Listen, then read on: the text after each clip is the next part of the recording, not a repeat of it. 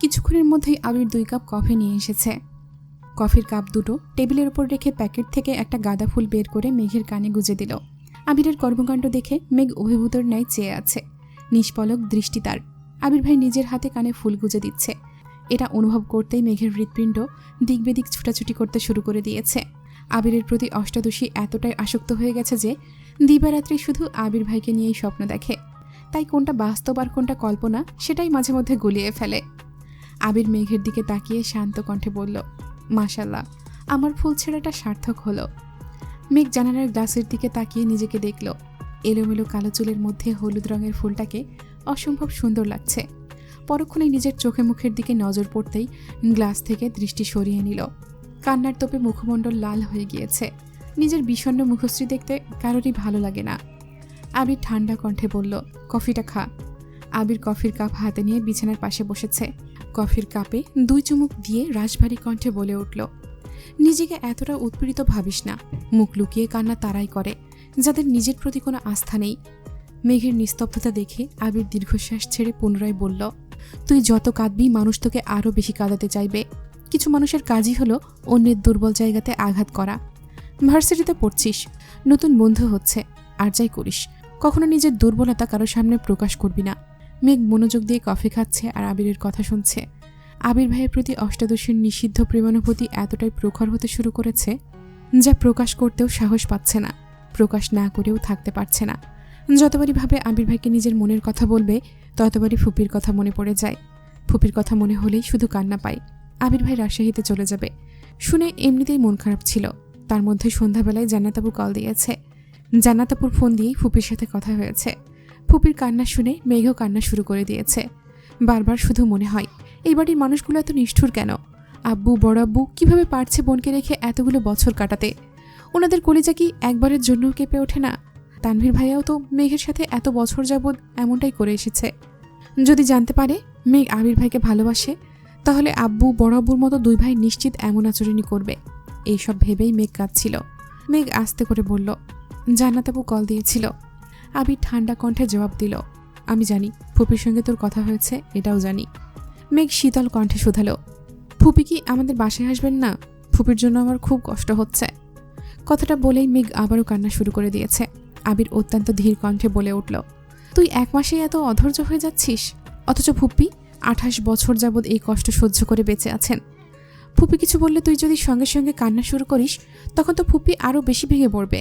নিজেকে আগে শক্ত কর, ফুপির সাথে খুব শীঘ্রই সম্পর্ক ঠিক করার চেষ্টা করব। একটু থেমে আবার বলল, ফুপির সাথে কথা বললে একটু সাবধানে বলিস, বাড়ির কেউ যেন কোনো কিছু কোনোভাবেই বুঝতে না পারে। মেঘ শীতল কণ্ঠে জবাব দিল, আচ্ছা। আবির আরও কিছুটা সময় মেঘকে বোঝানোর চেষ্টা করল। তারপর নিজের রুমে চলে এসেছে। আবির নিজের রুমে ব্যাগ গোছাচ্ছিল। হঠাৎ তানভীর দরজা থেকে ডাকল, ভাইয়া আসবো? আয়। তানভীর কয়েক কদম এগিয়ে বিছানার পাশে দাঁড়ালো। আবির শার্ট ভাঁজ করতে করতে প্রশ্ন করল, কিছু বলবি? হ্যাঁ বল। বনুরা ইদানিং মিনহাজ আর তামিম নামের 2টা ছেলের সঙ্গে কথা বলে। ওরা একই ডিপার্টমেন্টে পড়ে। তুমি কি এই বিষয়ে কিছু জানো? আবির ধীর কণ্ঠে উত্তর দিল, জানি। তাহলে কিছু বলছো না কেন? আবির নিশ্চুপ। তানভীর পুনরায় বলল, আমি ছেলে দুটোর খোঁজ নিয়েছি, তুমি বললে আমি বনু বা ওই ছেলেগুলোর সঙ্গে কথা বলি। আবির এখনও নিশ্চুপ, সে ব্যাগ গোছাতে ব্যস্ত। তানভীর আবারও বলল, ভাইয়া আমি কি ওদের ওয়ার্নিং দেব? আবির ভারী কণ্ঠে বলল, কোনো প্রয়োজন নেই। কেন? এমনি, যদি পারিস আমি ফেরার আগ পর্যন্ত একটু খেয়াল রাখিস। তা তো রাখবই, কিন্তু তুই এখন যা। তানভীর রুম থেকে বেরিয়ে গেছে। সঙ্গে সঙ্গে রাকিবকে কল দিয়ে জানিয়েছে সব। 10 মিনিটের মধ্যে রাকিব আবিরকে কল দিয়েছে। আবির কল রিসিভ করেই গম্ভীর কণ্ঠে বলল, তুইও কি একই বিষয়ে কথা বলতে ফোন দিয়েছিস? রাকিব চিন্তিত কণ্ঠে শুধালো, তোর সমস্যা কি? আবির বিরক্তির স্বরে জানালো, সমস্যা নেই। তুই কি বিষয়টাকে গুরুত্ব দিচ্ছিস না? ওয়ার্নিং দিলেই ঠিক হয়ে যাবে। তুই শুধু বল ওয়ার্নিং দিব কিনা, বিষয়টা আমি বা তানভীরই সামলাতে পারবো। আবির কণ্ঠ দ্বিগুণ ভারী করে বলল, ওয়ার্নিং দেওয়ার হলে আমি প্রথম দিনই দিতাম, এতদিন অপেক্ষা করতাম না। কিছু বলছিস না কেন? তুই কি মেঘের প্রতি? রাকিবের কথা শেষ করার আগেই আবির রাগান্বিত কণ্ঠে চিৎকার দিয়ে উঠল, থাম। মেঘকে ছাড়া আমি আমার অস্তিত্ব কল্পনা করতে পারবো না। ওকে নিয়ে আমি কোনো প্রকার নেগেটিভ কথা শুনতে চাই না। তাহলে বিষয়টাকে গুরুত্ব দিচ্ছিস না কেন? আমি মেঘকে চাই, আমৃত্যু আমি ওকে চাইব। মেঘ ব্যতীত এই আবিরের হৃদয় স্পর্শ করার সাধ্যই পৃথিবীর কারোর নেই। কিন্তু আমি চাইলেই তো হবে না, মেঘকেও তো বুঝতে হবে ওর মনে আমার জন্য সমপরিমাণ ভালোবাসা আছে কিনা। এই আবির কি মাহাদিবা খান মেঘের হৃদয় তোলপাড় করতে সক্ষম কিনা এটা তাকেই বুঝতে হবে। একটু থেমে দীর্ঘশ্বাস ছেড়ে আবার বলে উঠল, কতদিন আর সবকিছু থেকে ওকে আটকে রাখবো।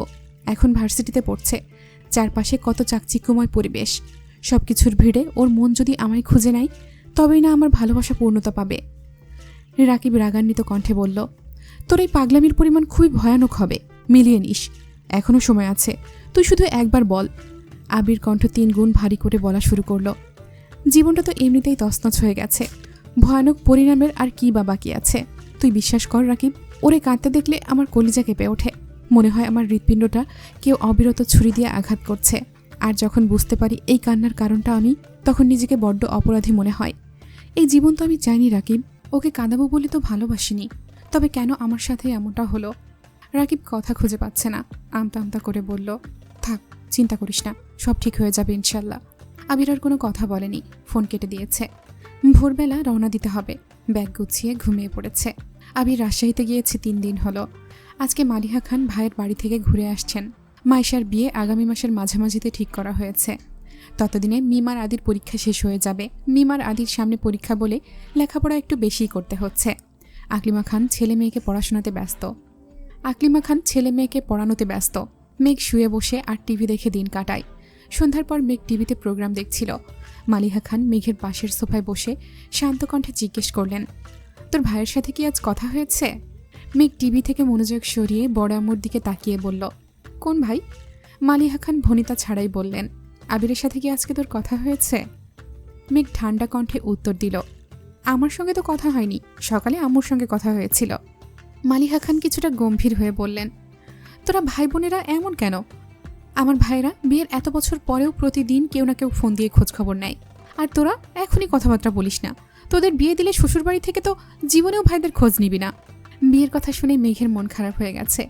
বাবা মা, বড় আম্মু, কাকিয়া, ভাই বোনদের ছেড়ে যেতে হবে, এসব ভেবেই এত বছর বিয়ের কথা শুনলে মেঘের রাগ উঠে যেত। এখন সবার সঙ্গে আরও একজন ওতপ্রোতভাবে জড়িয়ে গেছে। আবির ভাইয়ের প্রতি তার অসীম ভালোবাসার পরিণাম কি হবে?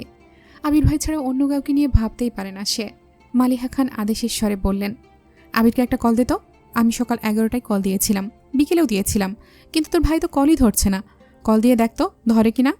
মেঘ পাশ থেকে ফোন নিয়ে আবিরের নাম্বারে ডায়াল করেছে। কয়েকবার রিং হওয়ার পরই রিসিভ হলো। মেঘ তৎক্ষণাৎ বড় আম্মুর দিকে ফোন এগিয়ে দিল। আবির তি বলতেই মালিহা খান বলে উঠলেন, সারাদিন কই ছিলি? সকালেও কল দিলাম, বিকেলেও কল দিলাম। আবির বিস্ময় সমেত তাকিয়ে ভারী কণ্ঠে বলল, আম্মু? মালিহা খান পুনরায় জিজ্ঞেস করলেন, কোথায় আছিস? আবির ঢোক গিলে তপ্তস্বরে বলল, ভুলে ফোন রেখে অফিসে চলে গিয়েছিলাম, মাত্রই রুমে আসছি। আবিরের আম্মু মুখ গোমড়া করে বললেন, ফোন যে রেখে গিয়েছিলি সেটা কি জানানোর দরকার ছিল না?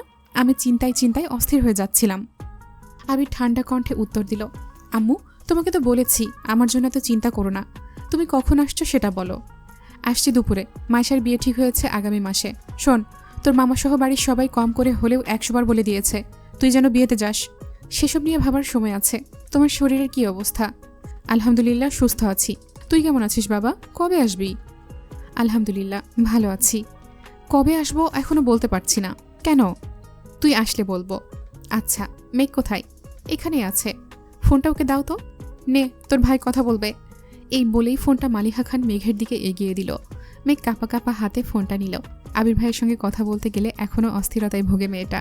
মেঘ ফোন হাতে নেওয়ায় মালিহা খান উঠে রান্নাঘরের দিকে চলে গেছে। মেঘ ফোন কানে ধরে শীতল কণ্ঠে সালাম দিল।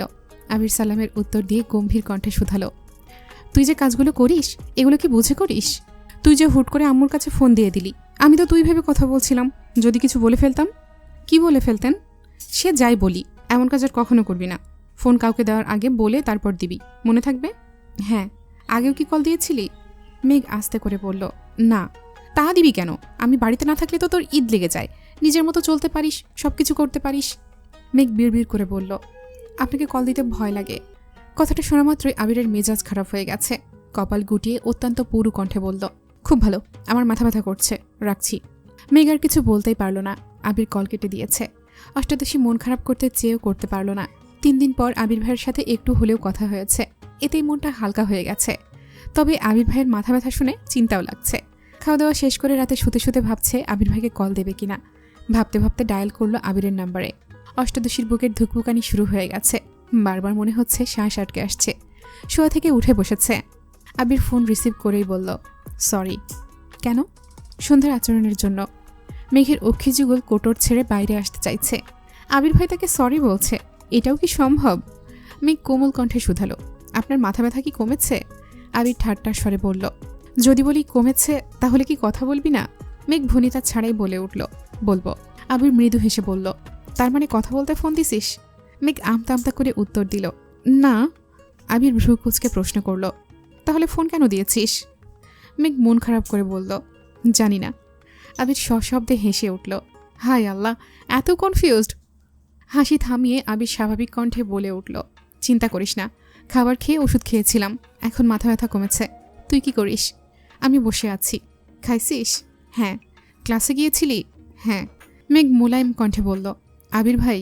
সেই সুপরিচিত কণ্ঠে আবির বলে, হুম। মেঘ চোখ বন্ধ করে সেই শব্দটা অনুভব করার চেষ্টা করল। তারপর ঢোক গিলে নিজেকে সংযত করে প্রশ্ন করল, আপনি বাসায় আসবেন কবে?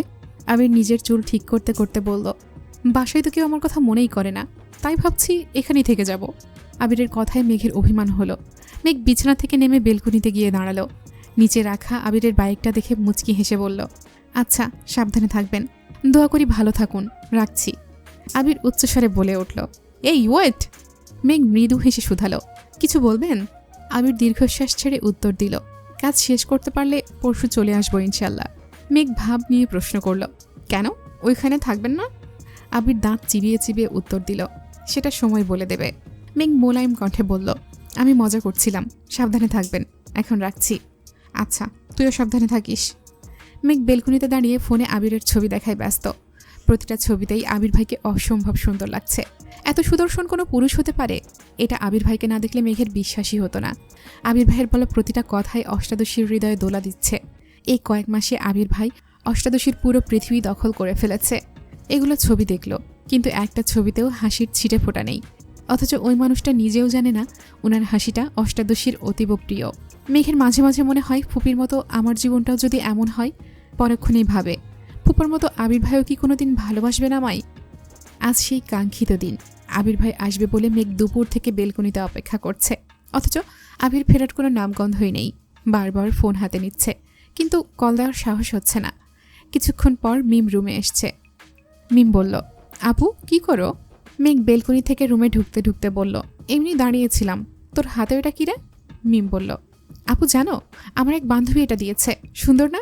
মেঘ হ্যান্ডপ্রিন্ট করা টি শার্টটা হাতে নিয়ে দেখল, অনেক সুন্দর হয়েছে। তোর বান্ধবী করেছে? না, আমার বান্ধবীর বড় বোন অনলাইন থেকে শিখেছে নাকি। আপু চলো না আমরাও শিখি। তোর শিখতে হবে না, সামনে তোর পরীক্ষা না? আমি শিখে তোকে একটা জামা ডিজাইন করে দেবনি। সত্যি আপু? মেঘ একগাল হেসে উত্তর দিল, সত্যি সত্যি সত্যি। এবার খুশি? মিম মেঘকে জড়িয়ে ধরে বলল, অনেক খুশি। মিম মেঘের রুম থেকে বের হতেই আবিরের সাথে দেখা। মিম হাসি মুখে প্রশ্ন করল, ভাইয়া কেমন আছেন? ভাইয়া শব্দটা শুনে মেঘের হৃদস্পন্দন বেড়ে যাচ্ছে। মেঘ দ্রুত পায়ে এগিয়ে গেল দরজার দিকে। আবির স্বাভাবিক কণ্ঠে বলল, আলহামদুলিল্লাহ ভালো, তুই কেমন আছিস? ভালো, নিচে তোদের জন্য খাবার রেখে আসছি, যা। মিম চলে গেছে। মেঘের হাতে মিমের দেওয়া টি শার্টটা, ডিজাইনটা দেখার জন্য রেখেছিল। আবির মেঘের দিকে তাকিয়ে পরপর দুইবার ভ্রু নাচালো। সহসা মেঘের মুখে হাসি ফুটে উঠেছে। আবির মেঘকে আপাদমস্তক দেখে কপাল কুঁচকে বলল, হাতে ওটা কি? মেঘ টি শার্টটা খুলে দেখালো আর বলল, এটা মিমের বান্ধবী মিমকে দিয়েছে। আবির কপাল কুঁচকে পুনরায় শুধালো, তো তোর কাছে এটা কেন? মেঘ আস্তে করে বলল, আমি হ্যান্ডপ্রিন্ট করা শিখব। আবির দ্বিগুণ ভারী কণ্ঠে শুধালো, কোথা থেকে? মেঘ চট করে উত্তর দিল, অনলাইনে। কথাটা শুনে আবির স্বস্তির নিঃশ্বাস ফেলে মৃদু হেসে উত্তর দিল, আচ্ছা শিখিস, যা যা লাগবে বলিস, আমি এনে দেব। পকেট থেকে দুটো কিটক্যাট চকলেট বের করে মেঘকে দিয়ে নিজের রুমে চলে গেছে আবির। মেঘ দরজায় দাঁড়িয়ে আবিরের হাঁটার দিকে তাকিয়ে আছে। 2 দিন পর আবিরের মামাতো বোন মাইশার বিয়ে। আবিরের মামা দিনে কয়েকবার করে ফোন দিচ্ছেন। বাসায় এসেও সবাইকে বলে গেছেন। আবির সন্ধ্যার দিকে ছাদে একপাশে বসে আছে। তানভীর পেছন থেকে ডাকলো, ভাইয়া। আবির পেছনে না তাকিয়েই উত্তর দিল, এদিকে আয়। তানভীর আবিরের কাছে আসতেই ভারী কণ্ঠে বলল, আগে থেকেই বলা ছিল, এখন থেকে তোমার বউ তুমি সামলাবে। নিজের বউকে নিয়ে নিজে যাও বিয়েতে, আমায় যেতে বলো না। তুই বিয়েতে যাবি না? তানভীর বলল, আমি কিভাবে যাব বলো? সামনে সভাপতি নির্বাচন। এ অবস্থায় আমার পক্ষে 3-4 দিনের জন্য বিয়েতে যাওয়া অসম্ভব। তুমি যাও, সমস্যা নেই, আমি বিয়ের দিন যাব। আবির গম্ভীর কণ্ঠে বলল, আমার তো যেতে সমস্যা ছিল না, কিন্তু কিন্তু কি? মারার জন্য একটু টেনশন হচ্ছে। গত 2 বছর যাবৎ মেয়েটা আমায় অতিরিক্ত জ্বালাইতেছে। দিনে রাতে শুধু মেসেজ আর কল দেয়। সব ঝামেলার মূল আমার বাসার মানুষ। মালা ফোন কিনেছে ভালো কথা, আম্মুর আমার নাম্বারটা দিতে হবে কেন? প্রথমবার ভালোভাবে কথা বলেছি, সম্পর্কে মামাতো বোন, আমিও ওইভাবেই কথা বলেছি। এরপর থেকে প্রায় কল দেয়, কয়েকবার নর্মালি কল রিসিভ করেছি। আমি মামা মামির সাথে কথা বলি, আর ওই মেয়ে দেখি কেমন করে তাকিয়ে থাকে। যখন তখন ফোন দেয়, কি উল্টাপাল্টা কথা বলে। ধমক দিলে মামা বা মামির হাতে ফোন ধরিয়ে দেয়। মামা মামিকে তো কিছু বলতে পারি না। না পারছিলাম নাম্বার ব্লক করতে, আর না পারছিলাম ভালোভাবে কথা বলতে। এখন তো বিয়ের জন্য ওই বাড়িতেই যেতে হবে।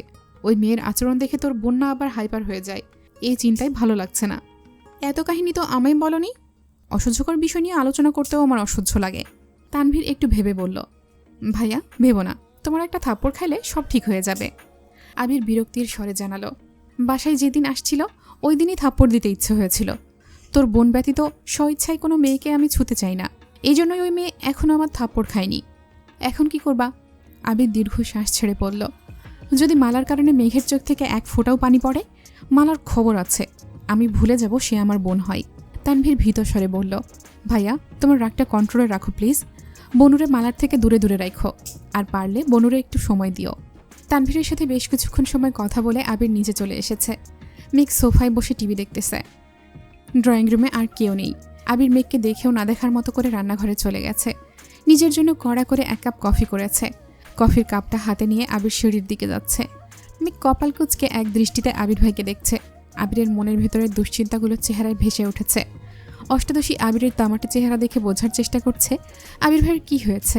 মেঘ একবার ভাবছে জিজ্ঞেস করবে, কিন্তু সাহসও হচ্ছে না। আবির সিঁড়ি পর্যন্ত যেতেই মালিহা খান নিজের রুম থেকে বের হতে হতে আবিরকে ডাকলেন। আবির সিঁড়ির পাশে দাঁড়িয়ে পড়েছে। মালিহা খান সোফায় এসে বসলেন। আবিরের দিকে তাকিয়ে বললেন, তোর সাথে কথা আছে। আবির নির্বিকার কণ্ঠে বলল, আম্মু তুমি যেই বিষয় নিয়ে কথা বলতে চাচ্ছ সেই বিষয়ে আমি কথা বলতে চাই না বলেই রাজশাহী থেকে ফেরার পর তোমার সাথে দূরত্ব রেখে চলছি। কথা বলতে চাই না বললেই কি সব কিছু এড়িয়ে যেতে পারবি?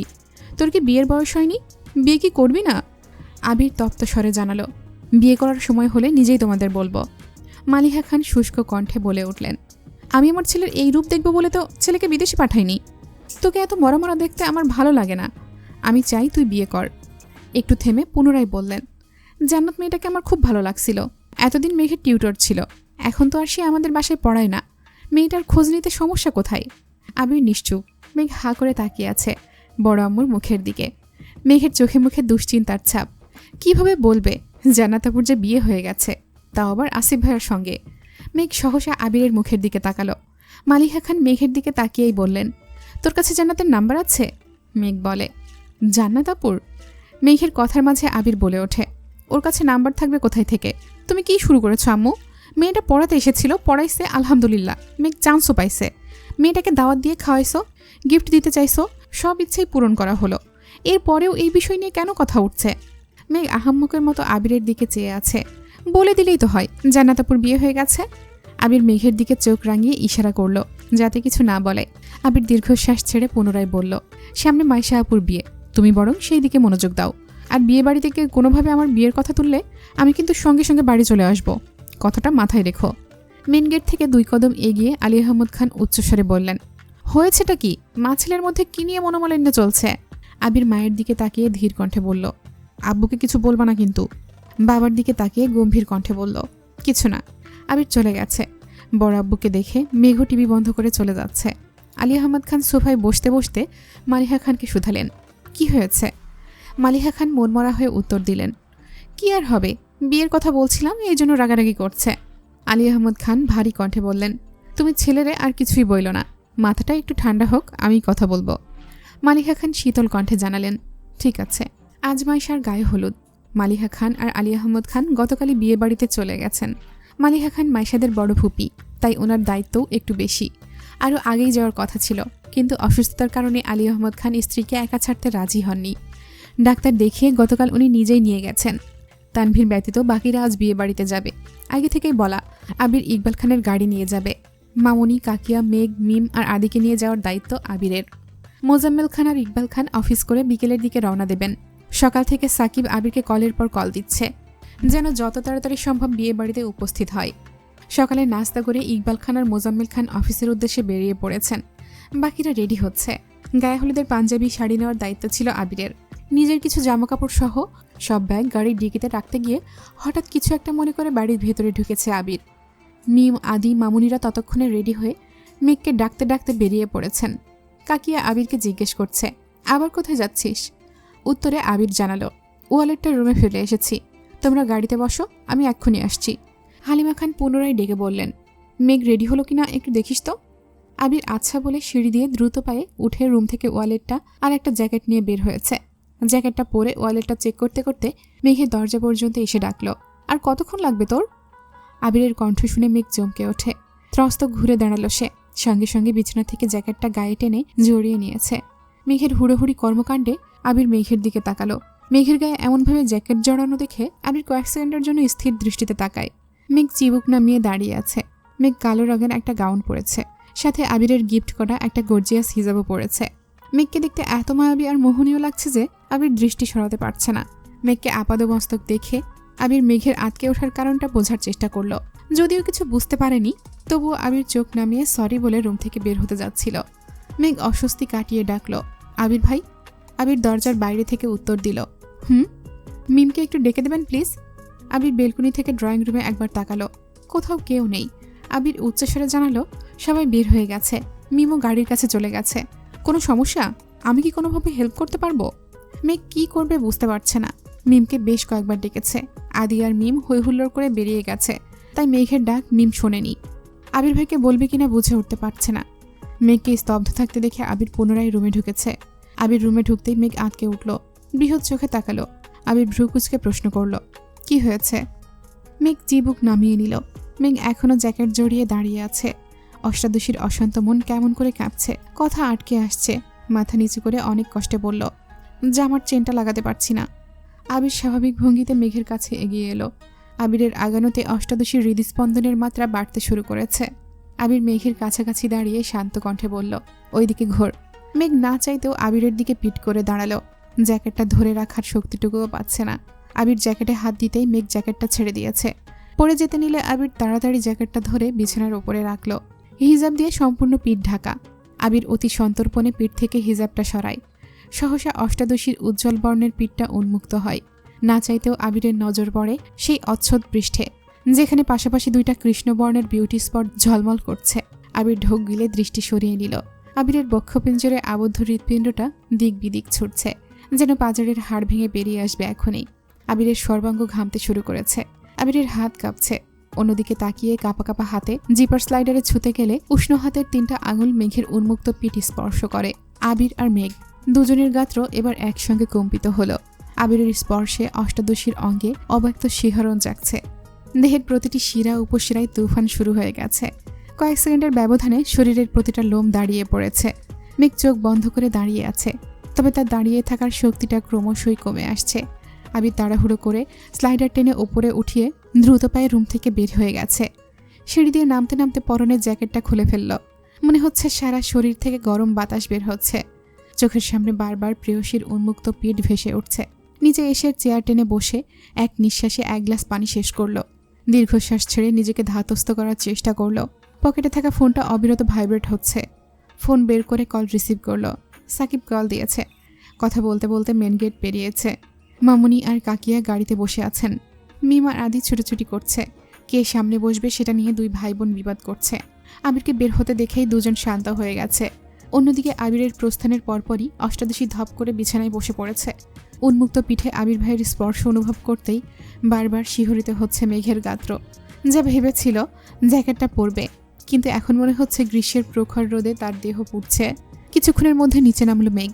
আবির গেটে তালা ঝুলিয়ে গাড়ির কাছে আসতেই শুনতে পেল 3 ভাই বোনের কথোপকথন। 3 জনই সামনে বসার জন্য উঠে পড়ে লেগেছে। আবির সেদিকে মনোযোগ না দিয়ে ড্রাইভিং সিটে বসে পড়ল।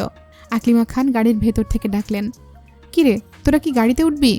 মেঘ বাকিদের উদ্দেশ্য করে বলছে, শোন, আবির ভাই যেই রাগী, গাড়িতে বসে ঘাড় ঘোরালেই দিবে মায়ের। তোরা কেউ সামনে বস, আমি বরং পেছনেই বসবো। মেঘের কথা শুনে মিম আর আদি দুজনেই দুজনের দিকে তাকালো। আদি এসে দৌড়ে মায়ের পাশে বসে পড়েছে। আদির পেছন পেছন মিমও ছুটে এসে বলছে, আমিও আম্মুর সাথে যাব। মেঘ মনমরা হয়ে বলল, কি আর করার, তাহলে তো আমাকেই সামনে বসতে হবে। ওপরে ওপরে মনমরা দেখালেও মনের ভেতরে তার রাজ্য জয়ের খুশি। আদি একগাল হেসে বলল, মেঘাপু তুমি বরং সামনে বসো। মেঘ যে মনে মনে তাই চাইছিল এটা তো আর তারা জানে না। আবির ভাই গাড়ি চালাবে আর মেঘ পেছনে বসবে, তা হতেই পারে না। গতকাল রাত থেকেই প্ল্যান করেছিল, যেভাবেই হোক তাকে সামনে বসতেই হবে। মেঘ মিটমিট করে হেসে গাড়িতে উঠছে।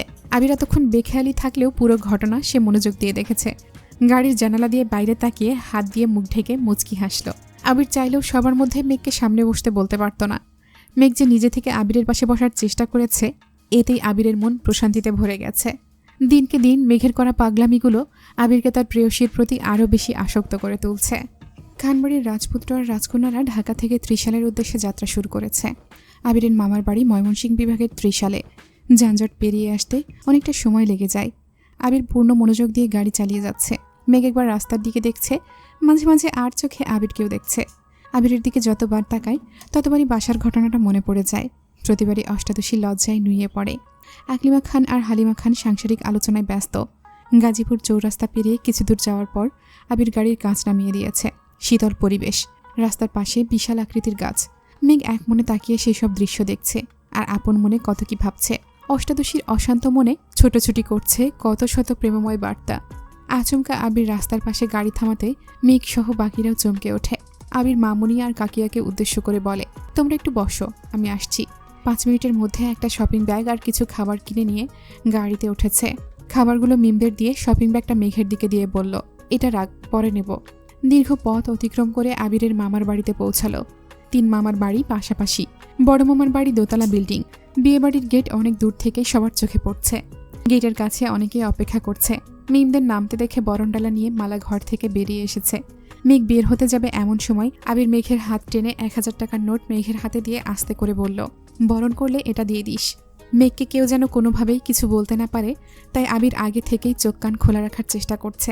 আবিরের সামনে মালা বরণডালা ধরতেই আবির বিরক্ত স্বরে বলল, আমার এসব পছন্দ না, বরণ করলে ওদের কর।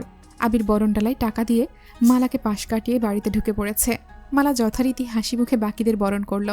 আবির একটু ভেতরে আসতেই সাকিব দৌড়ে এসে আবিরকে জড়িয়ে ধরে বলল, কেমন আছো ভাইয়া? আলহামদুলিল্লাহ ভালো, তুই কেমন আছিস? আলহামদুলিল্লাহ অনেক ভালো। কত বছর পর তুমি আমাদের বাড়িতে আসছো, ভালো তো থাকতেই হবে। আবির স্বাভাবিক কণ্ঠে শুধালো, বাকিরা কোথায়? আছে, চলো। ততক্ষণে মেঘরাও বাড়িতে ঢুকে পড়েছে। আবির বারান্দায় পা রাখতে রাখতে সবার উদ্দেশ্যে সালাম দিল। সালামের উত্তর দিয়ে এক একজন এক এক প্রশ্ন করছে। তাদের মধ্যে একজন বয়স্ক মহিলা বলে উঠলেন, এটা বাবু না? কত বড় হইয়া গেছে, মাশাল্লাহ। বাবুরে চেনার তো কোনো উপায়ই নাই। উঠান থেকে মেঘ কথাটা শুনে ফিক করে হেসে দিল। আবির ভাইয়ের মতো সুপুরুষ দেহি এত লম্বা চওড়া মানুষকে কেউ বাবু বলে সম্বোধন করেছে, এটা শুনেই হাসি পাচ্ছে। তারপরও নিশ্চিত হওয়ার জন্য মায়ের দিকে তাকিয়ে শুধালো, বাবুকে আম্মু? হালিমা খান বললেন, আবিরকে ওর নানু বাড়ির মানুষেরা ছোটবেলা থেকেই বাবু ডাকত। উনি তোর বড় আম্মুর চাচি হন। আবির মৃদু হেসে শুধালো, নানু কেমন আছো? আলহামদুলিল্লাহ ভালো আছি ভাই, তুমি ভালো আছো নি? আলহামদুলিল্লাহ। বেশ কিছুটা সময় আলাপচারিতা চলল। আবির মাইশার সঙ্গে দেখা করতে ভেতরে চলে গেছে। মাইশার রুমের সামনে এসে ডাকলো, আপু আসবো? মাইশা আবিরকে দেখেই মিষ্টি করে হাসলো। বিছানা থেকে নেমে জিজ্ঞেস করলো, কেমন আছিস ভাই আমার? কত বছর পর তোকে দেখছি। আবিরের ওষ্ঠদ্বয় প্রশস্ত হলো। আবির উত্তরে বলল, তোমাকেও। আচ্ছা আপু, এই বিয়েতে তুমি খুশি তো? আলহামদুলিল্লাহ, আব্বু আম্মু খুশি থাকলে আমিও খুশি। শুধু একটাই ইচ্ছে, যার কাছে বিয়ে দিচ্ছে সেই মানুষটা যেন ভালো হয়। চিন্তা করো না, মানুষ হিসেবে ভাইয়া খুবই ভালো, আমি খোঁজ নিয়েছি। তাছাড়া ওনার সাথে আমার দেখা হয়েছে, ইনশাল্লাহ তুমি সুখী হবে। তুই দেখা করেছিলি? এর মধ্যেই মিম, মেঘ আর আদিও মাইশা আপুকে দেখতে এসেছে। মাইশা বরাবরই চাপা স্বভাবের একটা মানুষ। কখনো কারো বাড়িতে বেড়াতে যায় না, তবে ফোনে প্রায় সবার সাথে কথা হয়। তাছাড়া মালিহা খান বেড়াতে আসলেও ওনার মুখে বাসার সবার কথা শোনে, সেভাবেই চেনে সকলকে। আবির ভ্রু কুচকে শুধালো, কেন, ভাইয়া কি তোমায় কিছু বলেনি? কথা বলি না তো। বিয়ে ঠিক হওয়ার পর একদিন কথা হয়েছিল। আমার কথা বলতে খুব অস্বস্তি লাগে। উনি মাঝে মাঝে কল দেন, কিন্তু আমি রিসিভ করি না। আবির শপিং ব্যাগ আর নিজের পকেট থেকে একটা চিঠি বের করে মাইশা আপুর হাতে দিয়ে বলল, তুমি কথা বলো না বলেই তো তোমার জামাই মাঝ রাস্তায় দাঁড়িয়ে থেকে আমাকে দিয়ে এগুলো পাঠিয়েছে। এটা পড়ে ওনাকে কল দিতে বলেছে। মেঘ উত্তেজিত কণ্ঠে শুধালো, রাস্তার ওই লোকটা কি আপুর বর ছিল? আবির মেঘের দিকে তাকিয়ে ওপর নিচ মাথা নাড়ালো। মেঘ মুচকি হেসে বলল, মাশাল্লাহ আপু, ভাইয়া কিন্তু কিউট আছে। মাইশা লজ্জায় আড়ষ্ট হয়ে যাচ্ছে। মাইশা কিছু বলার আগেই আবির মেঘকে উদ্দেশ্য করে গম্ভীর কণ্ঠে বলল, হইছে, তোর আর পাকনামি করতে হবে না। আপুর হাজব্যান্ড, আপু বুঝবে। তোরা এখন যা। মেঘ, মিম আর আদি রুম থেকে বেরিয়ে যাচ্ছে। আবির পা বাড়াতেই মাইশা আবিরের হাতে চিমটি কেটে আস্তে করে বলল, আমার জামাইরে কিউট বলছে, তাতে তোরা তো জলে কেন? হ্যাঁ, কাহিনী কি চলে? তখনই রুমে মালার আগমন হলো। আবির মালাকে দেখেই থমথমে কণ্ঠে জবাব দিল, কিছু না। মালা বলল, ভাইয়া কেমন আছো? ভালো। আবির মাইশার থেকে বিদায় নিয়ে চলে গেছে। আবির সাকিবের সঙ্গেই থাকবে, তাই গাড়ি থেকে ব্যাগ নামিয়ে সাকিবের রুমে গেল। সাকিব আর মালারা সম্পর্কে চাচাতো বোন। মেঘ, মিম, দিশা, স্মৃতি ওরা 4 জন এক রুমে থাকবে বলে ঠিক করেছে। দিশা মালার আপন ছোট বোন, স্মৃতি সাকিবের ছোট বোন। খাওয়া দাওয়া করে বিকেলের দিকে 4 কাজিন মিলে পুরো বাড়ি ঘুরে দেখছিল। বিয়ে বাড়ি মানেই হইচই। বিকেল হতে হতে আত্মীয় স্বজনদের ভিড় জমতে শুরু করেছে। মেঘ, মিম আগেও কয়েকবার এসেছিল, তবে সেসব ছোটবেলার ঘটনা, এখন আর কিছুই মনে নেই তাদের। আবিরের 3 মামার বাড়ি পাশাপাশি হওয়ায় 3টা উঠোন মিলে বাড়ির সামনে বিশাল মাঠের ন্যায় জায়গা। এক পাশে খাবার দাবারের ব্যবস্থা করা হচ্ছে, আরেক পাশে গায়ে হলুদের স্টেজ করা হচ্ছে। সাকিব, মিলন, আবির এমনকি আদিও স্টেজ সাজাতে ব্যস্ত। মেঘ আবিরকে দেখেই থমকে দাঁড়ালো, পা বাড়ালো সেই দিকে। স্মৃতি পেছন থেকে ডাকলো, মেঘাপু কোথায় যাচ্ছ? স্টেজ সাজানো দেখতে। ঘুরবা না? তোমরা ঘুরে আসো, আমি যাব না। মেঘ আর কোথায় যাবে? তার আবেগের কেন্দ্রবিন্দু তো আবির ভাই। আবির ভাইকে দেখতে যতটা শান্তি, সেই শান্তি আর কোথাও নেই। তাই মেঘ স্টেজের দিকে এগিয়ে আসলো। সাকিব মেঘকে দেখে জিজ্ঞেস করলো, কেমন আছো মেঘবতী? আলহামদুলিল্লাহ, আপনি কেমন আছেন? আলহামদুলিল্লাহ। মেঘের কণ্ঠ শুনে আবির পেছন ফিরে মেঘকে দেখল। চুলগুলো বেঁধে মাথায় ওড়না দিয়ে রেখেছে। আবির লাইটিং সেট করতে করতে শোধালো, খাইছিস কিছু? জি। সাকিব মেঘকে উদ্দেশ্য করে বলল, ভাইয়া কিন্তু এখনো খায়নি। তুমি ভাইয়ার খবর নিলে না কেন? আবির দাঁতে দাঁত চেপে সাকিবের দিকে তাকিয়ে বলে, বেশি কথা বললে তোর শরীরে তার পেঁচিয়ে দেব। মেঘ শীতল কণ্ঠে বলল, আমি তো জানতাম না। আবির মেঘের দিকে তাকিয়ে বলল, আমি খাইছি, সাকিব এমনি মজা করছে। আবির সাকিবেরা কাজ করছে। মেঘ চেয়ারে বসে বসে তাদের কাজ করা দেখছে। কিছুক্ষণ পর স্মৃতি, দিশা আর মিমো চলে এসেছে। সবাই চেয়ারে বসে গল্প করছে, অথচ মেঘের নজর আবিরের দিকে। আশেপাশে কে কি বলছে কোনো মনোযোগ নেই তার। স্টেজ সাজানো প্রায় শেষের দিকে। তখন মালা একটা প্লেটে করে অনেক রকমের পিঠা নিয়ে এসেছে। আবিরকে ডেকে বলেছে, আবির ভাইয়া তোমার জন্য পিঠা নিয়ে এসেছি। মালার কথায় আবির কোনো রকম প্রতিক্রিয়া দেখালো না, ফিরেও তাকালো না। অথচ মেঘের ছ্যাঁত করে রাগ উঠে গেছে। মনে পড়ে গেছে বাসায় আবির ভাইয়ের ওপর ঢলে পড়তে যাচ্ছিল এই মালা আপু। আবির ভাইয়ের প্রতি তখন তীব্র ভালোবাসা অনুভব করতে না পারলেও সেদিন ঠিকই কেঁদেছিল সে। তবে এখন সে তো আবিরকে ভালোবাসে, তাই আবির ভাই ভালোবাসুক আর না বাসুক, অষ্টাদশী মনে প্রাণে আবির ভাইকে ভালোবাসে।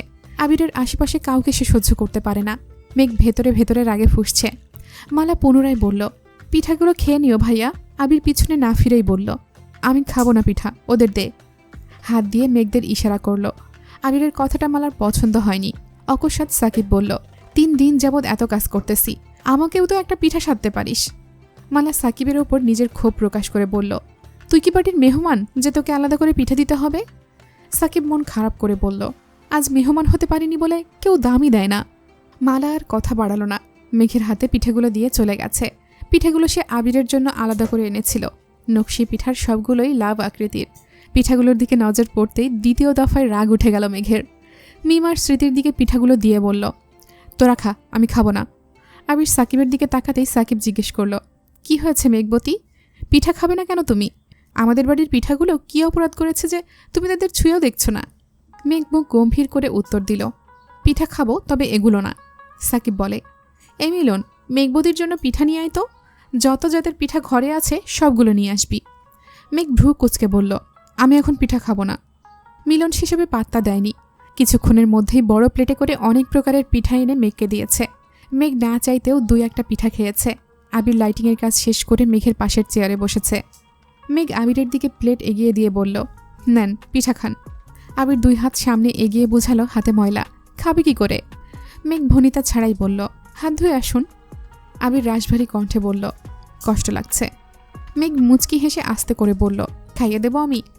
দিলে খারাপ হয় না। মেঘ কথাটা মজা করেই বলেছিল। আবির ভাই যে এইভাবে রাজি হয়ে যাবে এটা ভাবেনি। আবিরের পছন্দ মতো কয়েকটা পিঠা খাইয়ে দিল।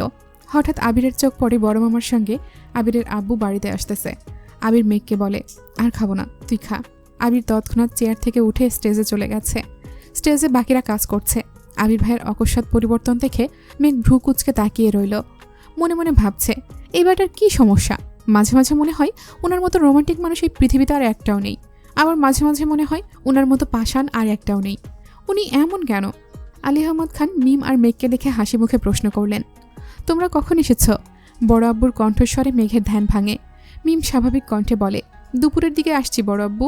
আবিরের বড় মামা শুধালেন, খাওয়া দাওয়া করেছ নাকি শুধু পিঠাই খেতে দিয়েছে তোমাদের? মেঘ আলগোচ্ছে হেসে উত্তর দিল, আমরা এসেই ভাত খেয়েছি, এখন আবার পিঠা খাচ্ছি। মামা পুনরায় বললেন, বাড়িটাকে নিজের বাড়ি মনে করবে, যা ইচ্ছে হবে নিজের হাতে নিয়ে খাবে, সেটা গাছের কোনো ফলই হোক অথবা ঘরের কোনো খাবার। মিম আর মেঘ একসঙ্গে বলল, আচ্ছা বড় মামা। হঠাৎ করেই বাড়ির পরিবেশ বদলে গেছে। হই হুল্লোড় যেন 3 গুণ বেড়েছে। মাইশা শ্বশুরবাড়ি থেকে বেশ কয়েকজন গায়ে হলুদের শাড়ি, মেহেদি আরও কি যেন নিয়ে এসেছে। আবির আগন্তুকদের কয়েক মুহূর্ত পর্যবেক্ষণ করল। 4-5টা অল্পবয়স্ক মেয়ের সাথে 5-7টা ছেলেও আছে। মালা গেটের সামনে গিয়ে তাদের বরণ করেছে। স্মৃতি আর দিশাও গেটের কাছে চলে গেছে। মিম যেতে নিলেই আবির ধমক দেয়। আবিরের ধমকে মিমের সঙ্গে সঙ্গে মেঘও কেঁপে উঠেছে। আবির মেঘ এবং মিমকে উদ্দেশ্য করে বলল, তোরা এখন রুমে যা। মেহমান যাওয়ার আগ পর্যন্ত তোদের এক মনের ছায়াও যদি আমি দেখি তাহলে খবর আছে বলে রাখলাম। মেঘ মাথা নিচু করে বলল, আপুকে হলুদ লাগাবো না? আবির বিরক্ত স্বরে বলল, রাতে লাগাস, এখন যা।